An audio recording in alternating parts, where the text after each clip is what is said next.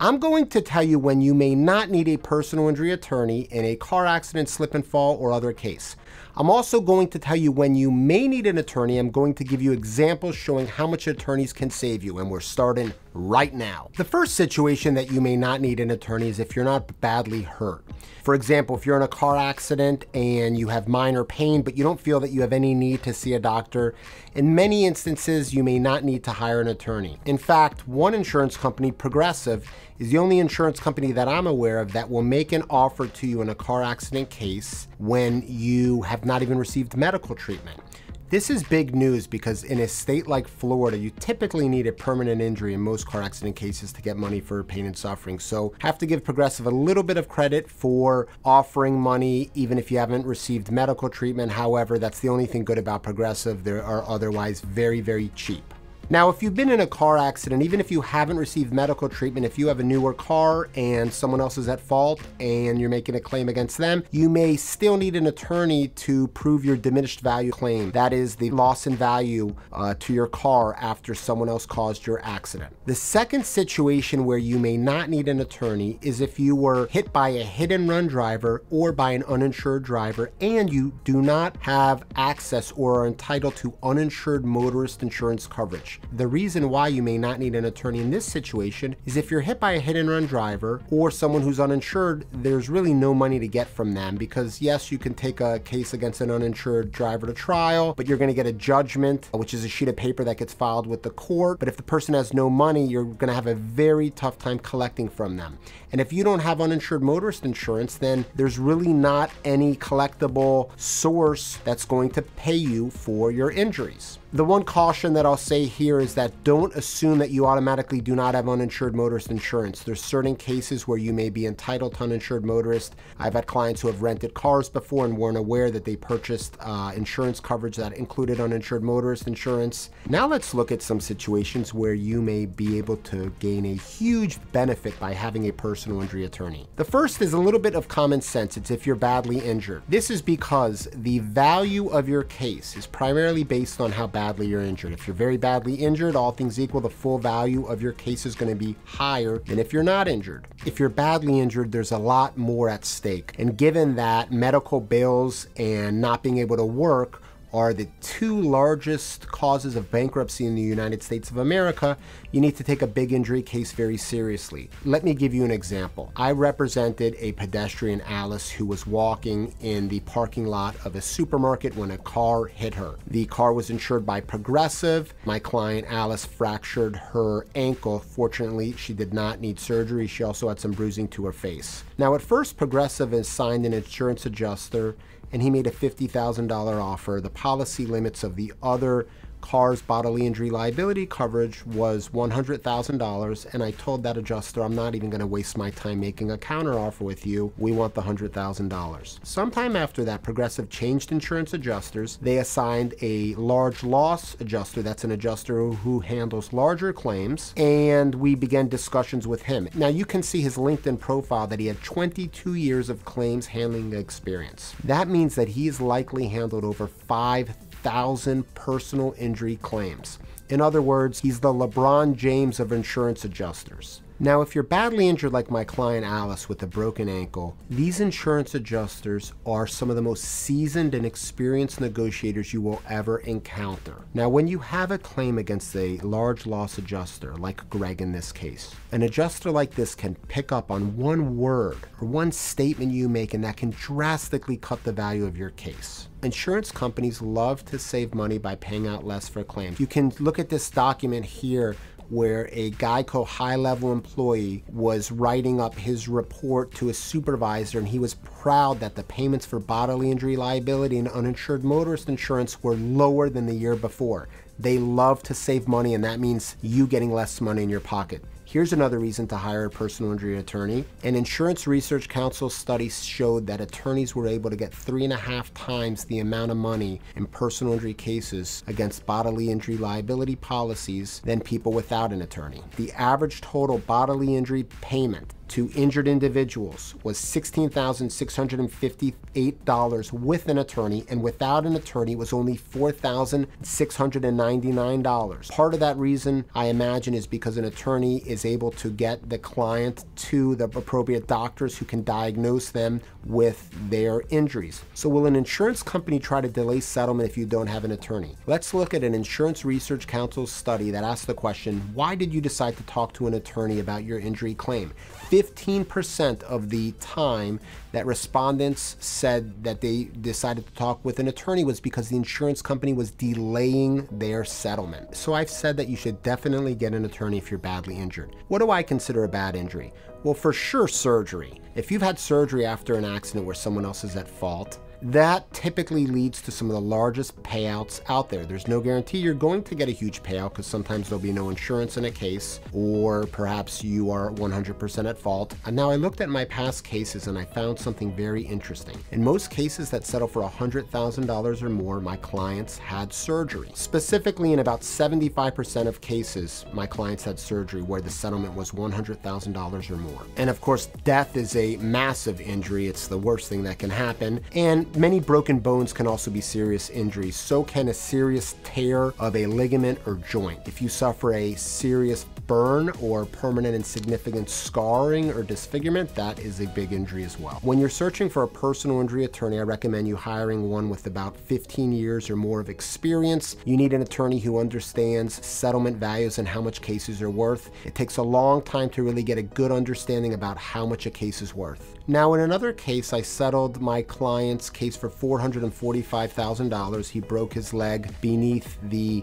knee, and he also had a finger fracture that had surgery on that. He did have surgery to his leg fracture. Now, in that case, the adjuster's first offer was $100,000, and that was to me, an attorney. Now, we ultimately settled his case for $445,000. Now, he made that first offer of $100,000 to me, someone who's an attorney. How much would he offer to someone who's not even an attorney? My guess is going to be a lot less than $100,000. Or if he does make that $100,000 offer at some point, I think he's going to likely try to convince the injured person to accept a little bit more than that. In that case, I knew that my client's lower leg fracture and the broken finger with hardware put in it were worth $445,000. But if you don't do personal injury for a living, you may think $100,000 is a very generous offer. After all, the hospital ended up reducing my client's hospital bill down from $100,000 or so to $15,000 or so. So he was getting a lot of money in his pocket. However, I knew that the fair value was $445,000, somewhere around there in that range. So I negotiated hard to get that $445,000. And as you can see, my client got $263,522 in his pocket. Now, that doesn't factor in a high interest loan that he took paying that back. However, in large injury cases, even after the attorney's fees and costs, it often makes sense to hire an attorney. You can see in this case, my client got over $260,000 in his pocket. Now, this adjuster may have convinced my client to take $100,000 or even less, and my client may have done that if he didn't have an attorney. One of the advantages of hiring an attorney is that it takes emotions out of the negotiation. When I received the $100,000 offer from the adjuster in this case, I did not get emotional. However, if my client would have received that same $100,000, he may have told the adjuster, "Oh my God, thank you so much for the offer. That's a great offer. I really appreciate it. I just need a little bit more money. Just give me another $5,000." Or even if you go and try to read on the internet about how much cases are worth, there's no substitute to the experience of handling hundreds upon hundreds of cases. Now, in this $445,000 settlement, after my client hired me, we quickly sent a letter to the owner and driver of the tractor trailer 18-wheeler that hit my client, asking them to preserve the event data recorder and the vehicle itself. It's important to get these letters out very quickly to the at-fault party. If you hire an attorney who primarily practices personal injury law, hopefully they have a case management system. I happen to have one myself. And once they enter your information and the information of the at-fault party and other parties, they literally press one button in the case management system and it can generate a letter. For example, in that tractor trailer case, we needed to send out a letter to the owner and driver of the 18-wheeler that hit my client. Once I had my client's information in there, I click one button, it puts all that information into the letter, and the letter's ready to go. That saves you so much stress if you have an attorney doing the work for you, instead of you trying to go on the internet, find out the right letter to use, and put all the information in there. There's many situations where you may literally have a claim and deal with 5 or more insurance adjusters. This often happens if you were working at the time of the crash, if you rented a car at the time of the crash, if there were multiple vehicles involved in the crash, if you were in someone else's vehicle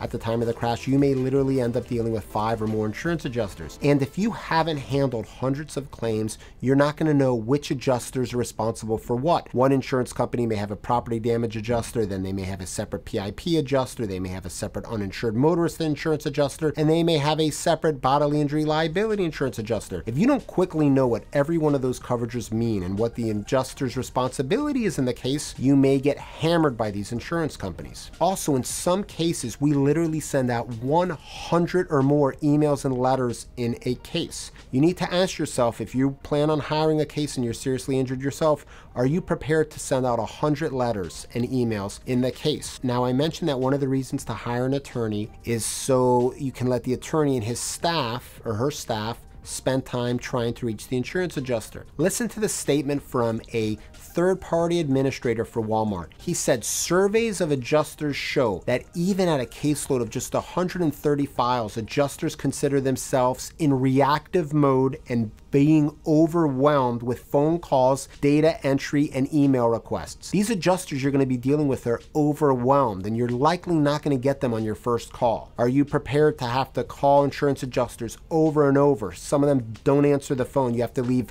messages 3, 4, 5 times in order to get a call back from them. Is that something you're willing to do? Now, in that $445,000 settlement that I had, the adjuster's LinkedIn profile said that when he was with State Farm, his job required strong powers of persuasion when negotiating. I cannot stress it enough that your negotiation skills are going to be much, much worse than a personal injury lawyer's. Even the most seasoned negotiators who negotiate other types of cases do very poorly when negotiating personal injury claims. The one exception I will say is if that you are a former or current insurance adjuster and you've been doing it for a long time, then your negotiation skills are going to be very similar to a personal injury lawyer. That being said, even insurance adjusters who want to handle their case themselves may make mistakes because they may not know all the laws. There's some things from the plaintiff side, the injured person side of the law, that insurance adjusters are clueless on, such as how you have to repay your health insurance company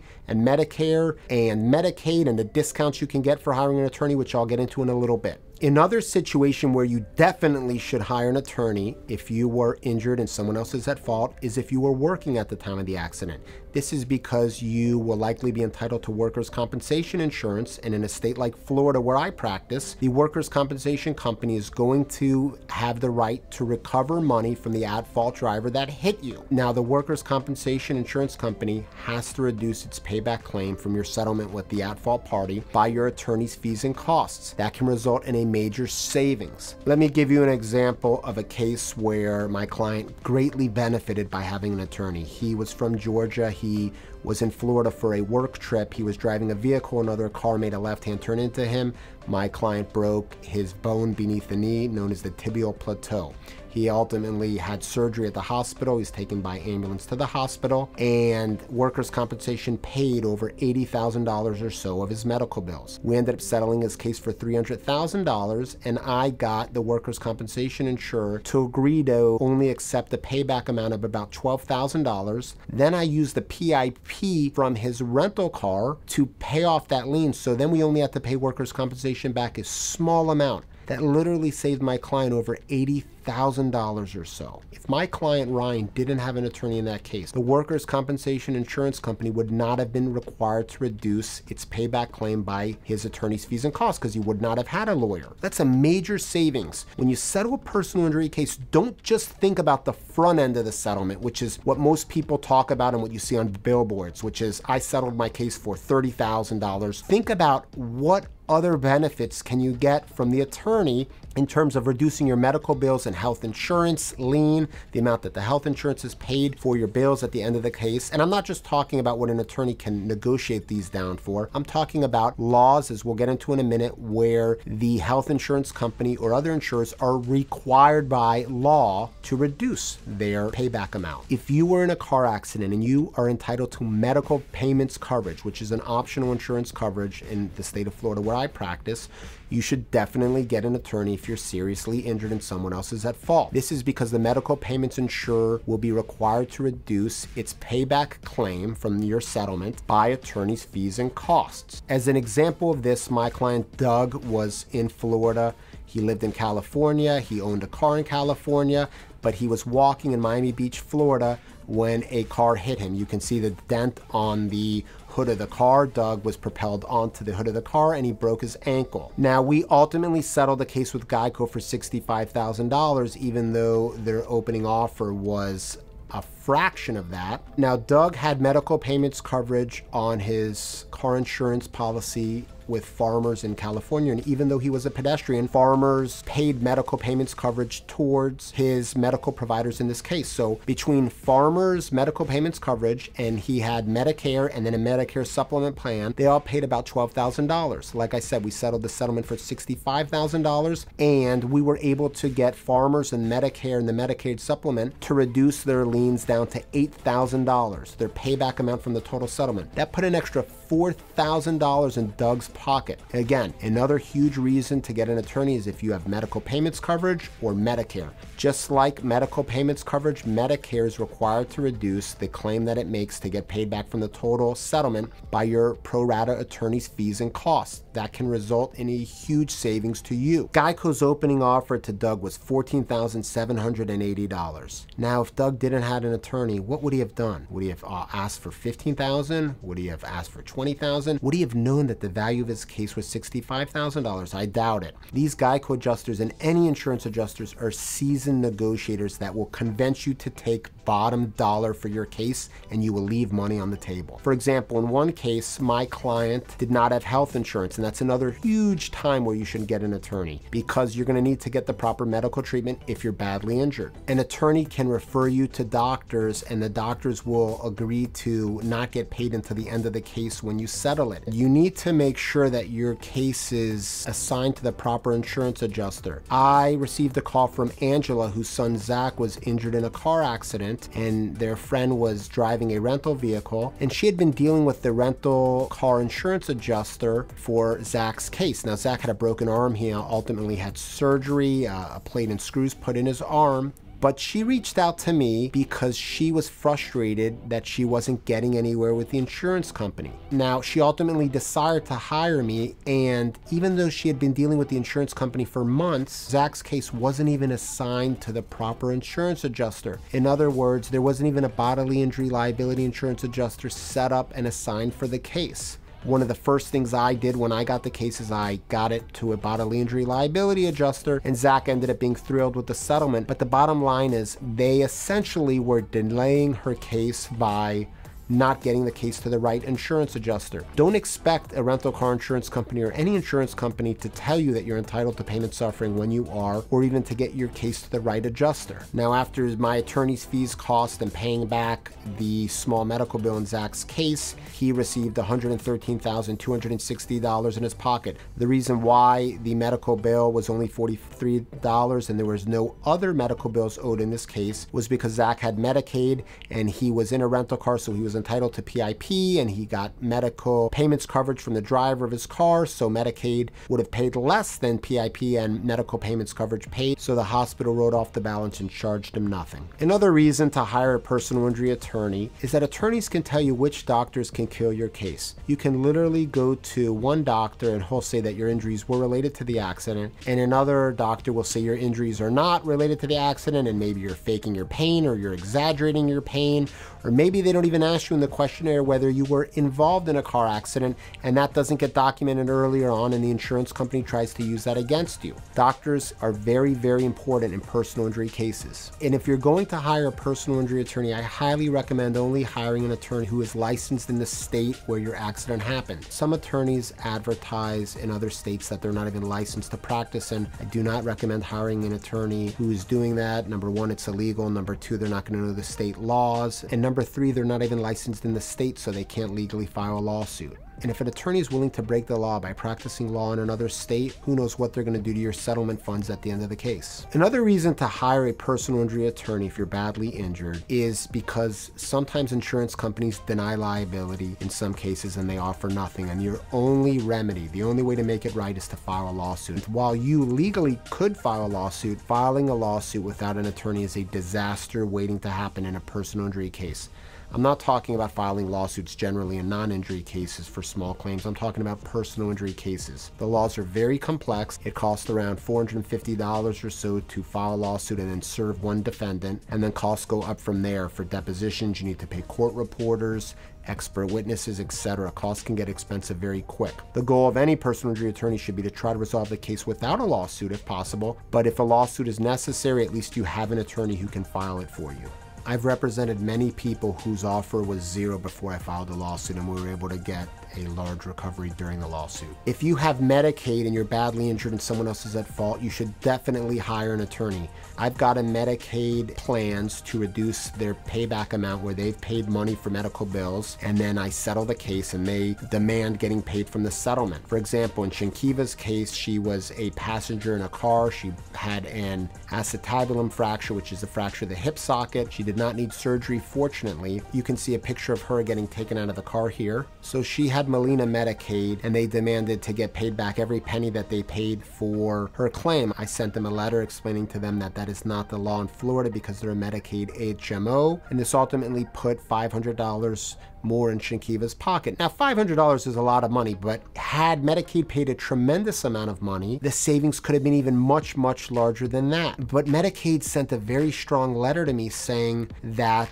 they were entitled to get every dollar they paid. They cited federal laws, and the letter, if you're not a personal injury attorney who's done this for over a decade or longer, the letter seems very, very convincing. Another reason to hire a personal injury attorney is they can get you to a one-time examination with a doctor and pay for it. This happened in a case of mine where my client was on a motorcycle and a car made a left-hand turn and hit my client, and my client did not have health insurance. I sent my client to a medical group who treated him in exchange for waiting to get paid at the end of the case. However, my client also had a bruised testicle, and a doctor told me to send my client to a urologist for a one-time examination.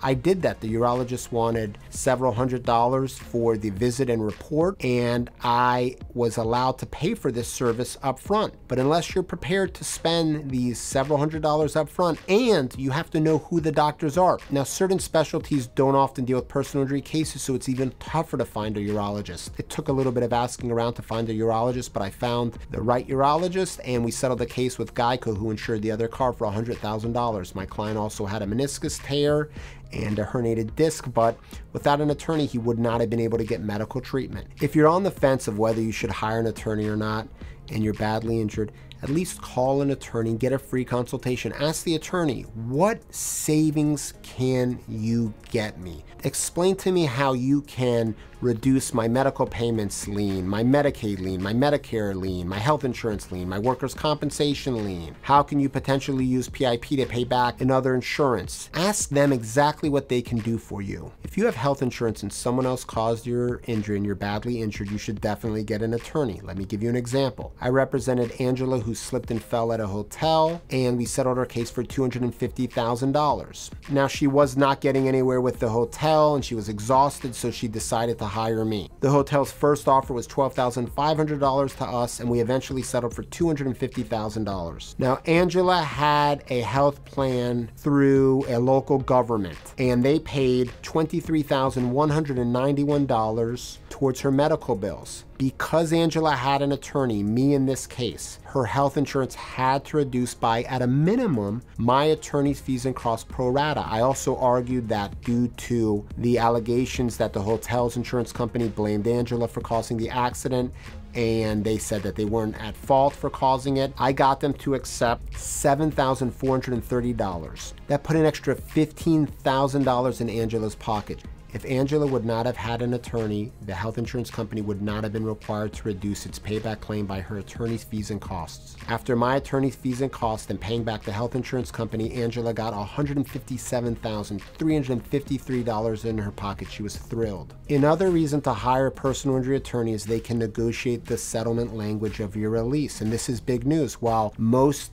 personal injury cases are non-taxable, the IRS does not tax you on them. If certain language is not in there, the settlement could be taxable. So this is a very specific area of the law that you need to make sure the proper language is in there. Don't expect an insurance company to put language in there that favors you. They're just simply not going to do that most of the time. And if your child is badly injured in an accident, you definitely should get an attorney if someone else is at fault. This is because the settlement will likely need court approval. In Florida, where I practice, settlements over $15,000 need court approval, and some settlements need a guardianship of the property or structured settlement set up. Also, if someone's killed in an accident and someone else is at fault, you definitely need an attorney. In that case, a probate, in other words, an estate is going to need to get set up. That's expensive. That costs around $3,000 to hire an attorney for that, plus or minus. And you need to ask yourself if you're willing to pay that money up front. If you hire an attorney, the probate attorney can agree to wait to get paid for their services until the end of the case, the settlement. To learn how to maximize the value of your personal injury case in the shortest amount of time possible, watch this video here. Subscribe to my channel and turn on the notification bell so you get alerted when I release a new video, and have a wonderful day. I will see you in the next one.